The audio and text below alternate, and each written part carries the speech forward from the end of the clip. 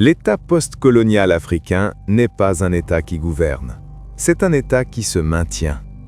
Mongo Betty, main basse sur le Cameroun, 1972. Vous savez, il y a des auteurs qu'on cite juste par habitude et il y a ceux qu'on cite parce qu'ils ont tout simplement raison. Mongo Betty, pour moi, c'est clairement dans la deuxième catégorie. C'est même un auteur que j'aime bien convoquer parce que ces mots tombent toujours juste. Dès qu'on parle du Cameroun, c'est presque automatique. Je pense à lui. Pas par nostalgie, pas parce qu'il faut citer un grand écrivain africain, non. C'est parce que ces phrases collent encore parfaitement à ce qui se passe chez nous aujourd'hui. C'est presque troublant. Né à Balmayo en 1932, il a passé des décennies en exil en France parce qu'il osait dire tout haut ce que le pouvoir voulait absolument faire taire. Mongo Betty ne se contentait pas d'écrire, il tranchait. Son style, c'était celui d'un chirurgien en colère, précis, sans pitié et surtout sans aucun mot pour adoucir la vérité. Pendant que d'autres auteurs tournaient autour des choses avec de belles métaphores, lui, il allait directement au nerf. Il nommait les problèmes sans tourner autour du pot. Son livre, Main basse sur le Cameroun, publié en 1972, a été saisi et interdit dès sa sortie par le gouvernement de Yaoundé. Et franchement, quand un livre est censuré aussi vite, c'est souvent la meilleure preuve qu'il avait tapé juste. Mongo Betty nous a quittés en 2001. Il n'a pas vu le 30 mars 2026. Pourtant, cette citation-là, elle semble avoir été écrite hier matin, spécialement pour ce que nous vivons en ce moment.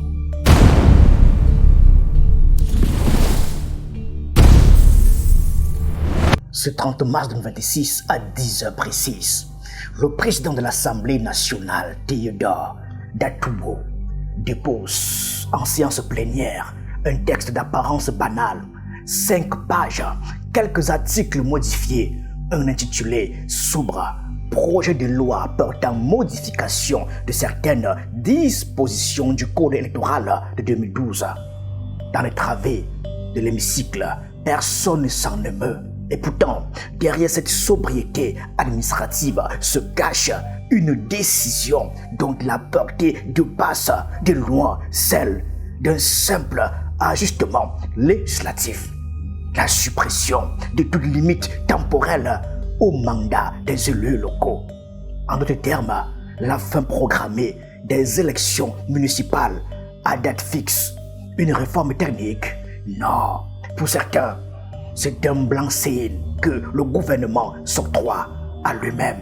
Mais c'est une expérience éternelle que tout homme qui a du pouvoir est porté à en abuser. Il va jusqu'à ce qu'il trouve des limites. Qui le dirait, la vertu même a besoin de limites. Pour qu'on ne puisse abuser du pouvoir, il faut que, par la disposition des choses, le pouvoir arrête le pouvoir. Montesquieu, de l'Esprit des lois, 1748. 2 siècles et demi plus tard, le projet de loi 2093-PJL-AN en est une illustration saisissante. Le gouvernement camerounais vient de s'octroyer le droit de repousser indéfiniment la consultation populaire au niveau local, sans plafond légal, sans contrainte constitutionnelle explicite, sans débat national.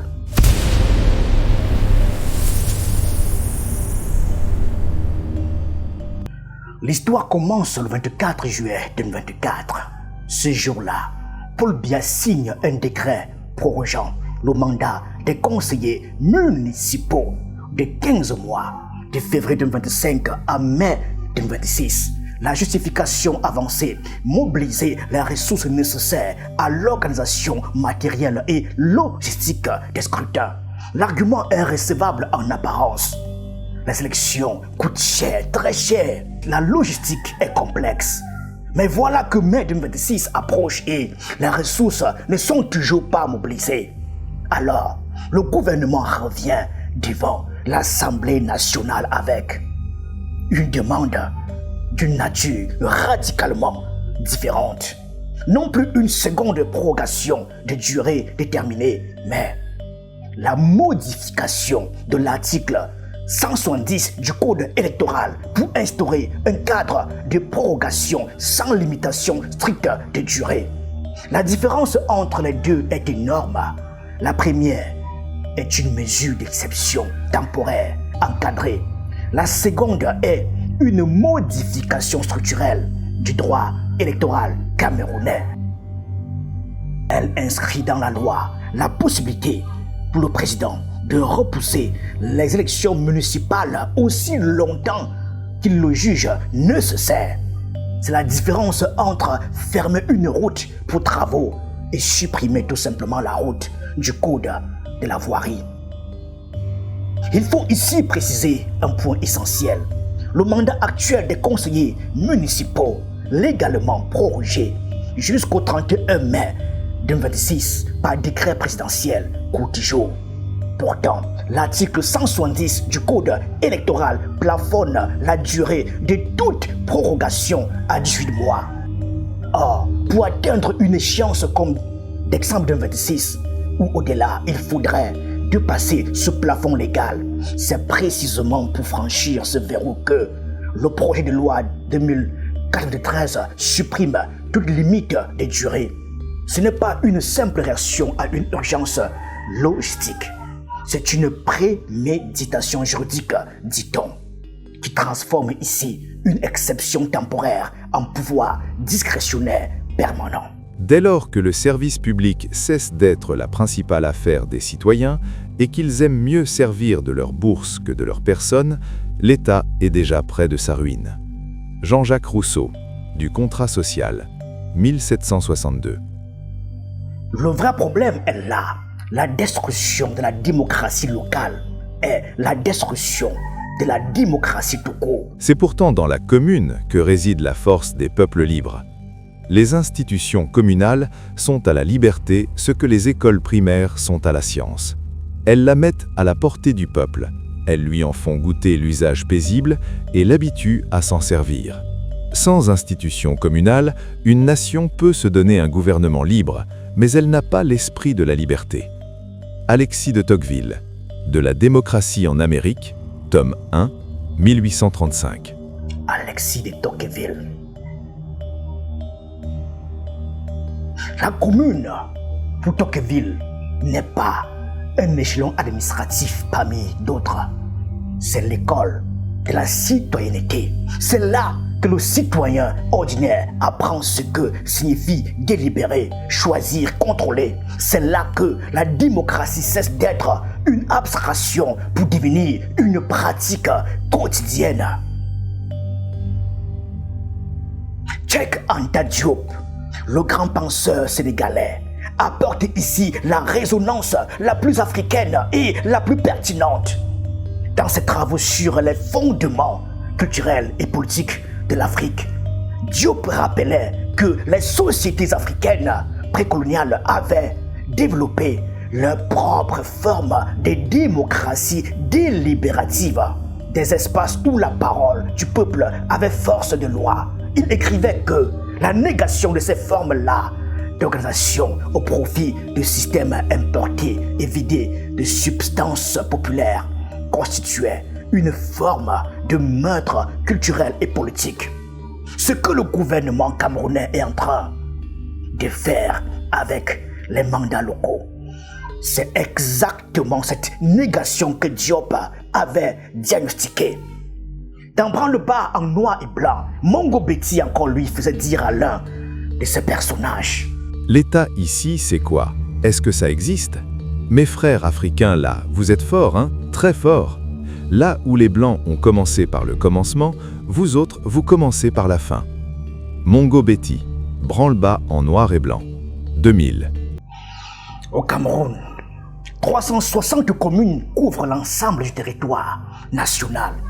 Elles gèrent les marchés, les routes secondaires, l'état civil, l'assainissement, suspendre indéfiniment leur renouvellement électoral, c'est transformer l'élu local en fonctionnaire nommé de facto, un exécutant du pouvoir central plutôt qu'un représentant de sa communauté.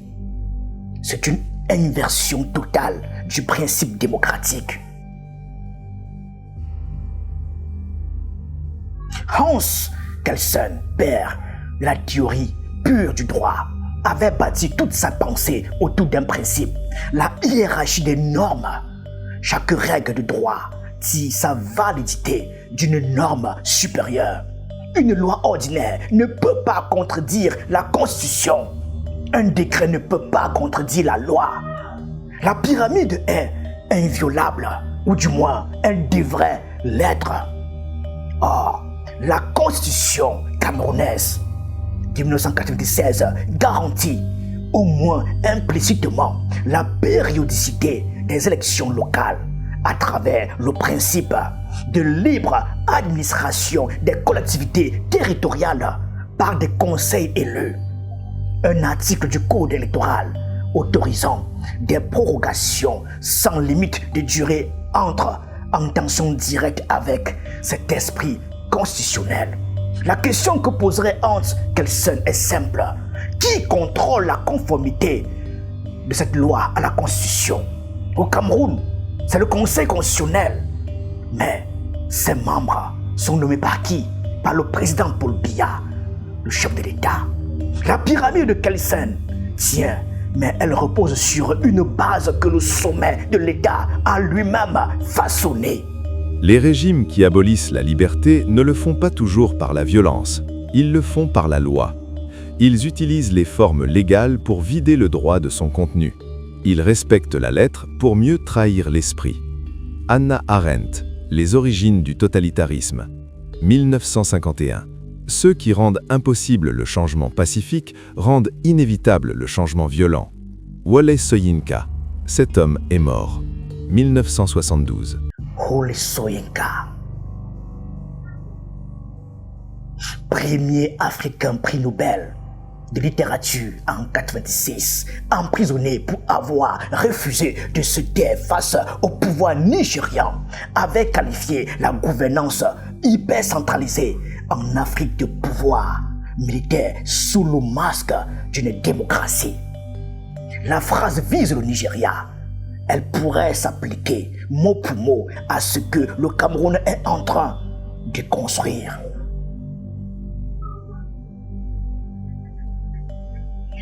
Ce projet de loi ne peut pas être lu isolément. Il s'inscrit dans une séquence qui dessine une stratégie cohérente de contrôle du calendrier électoral camerounais. En l'espace de quelques semaines, le pouvoir de Yaoundé a prorogé le mandat de 180 députés jusqu'au 20 décembre 2026 et remplacé les présidents des deux chambres du Parlement, supprimer toute limite temporelle au mandat des conseillers municipaux et des rumeurs insistantes qui font état d'un projet de révision constitutionnelle visant à créer un poste de vice-président. Un seul objectif apparent, contrôler l'environnement institutionnel dans lequel se dérouleront les prochaines consultations électorales. Car voici la question que tous les acteurs politiques, surtout l'opposition, ont en tête. Qui organisera les élections à venir? Avec quelle liste électorale? Sous quel contrôle les élus locaux dont les mandats sont désormais à la discrétion de l'exécutif? Dans quel cadre légal, réécrit en urgence par une assemblée monocolore? Le peuple anglais pense être libre. Il se trompe fort. Il ne l'est que durant l'élection des membres du Parlement. Sitôt qu'ils sont élus, il est esclave. Il n'est rien. Dans les courts moments de sa liberté, l'usage qu'il en fait mérite qu'il la perde. Jean-Jacques Rousseau, du contrat social, 1762. Jean-Jacques Rousseau, du contrat social. Au Cameroun, on n'en est plus là. On est au stade où l'on débat de la date à laquelle le peuple aura le droit de s'exprimer. Et c'est le pouvoir lui-même qui fixe cette date, sans contrainte, sans limite, sans contre-pouvoir effectif.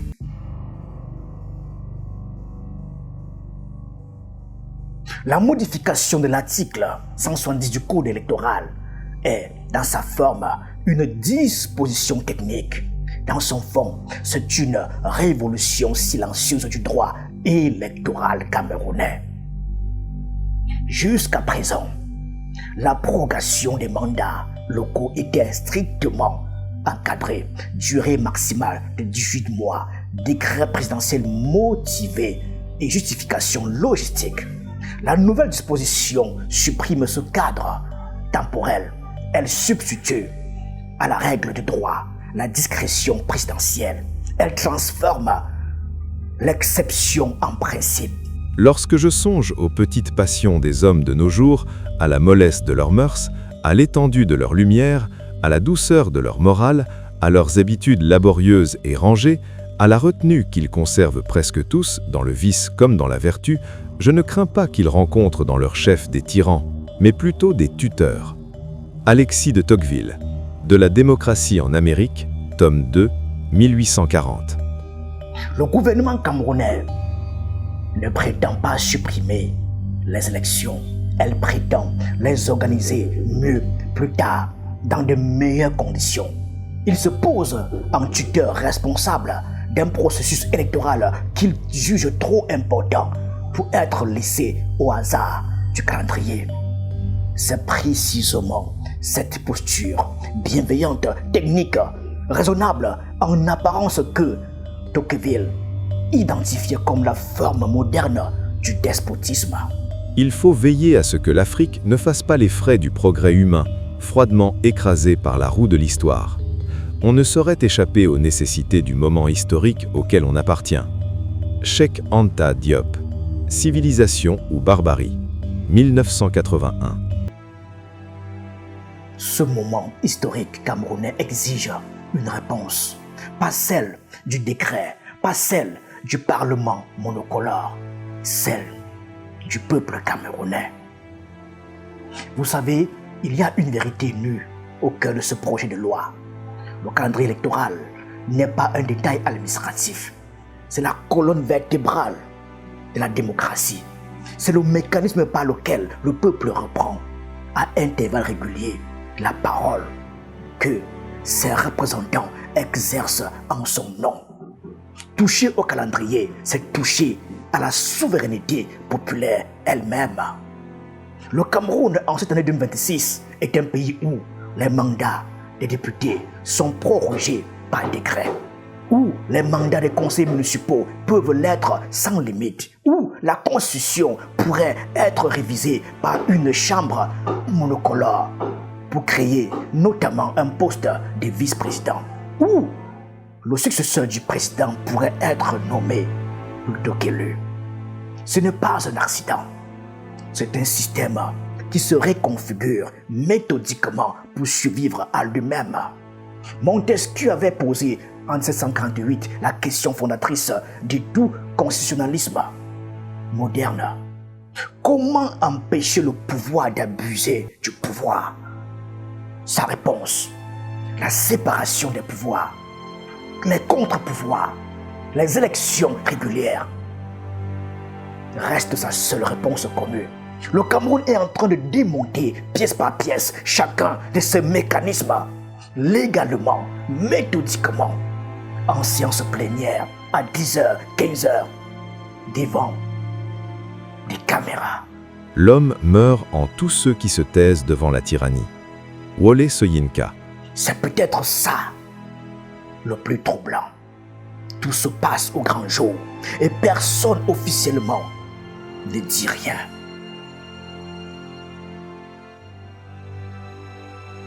Merci.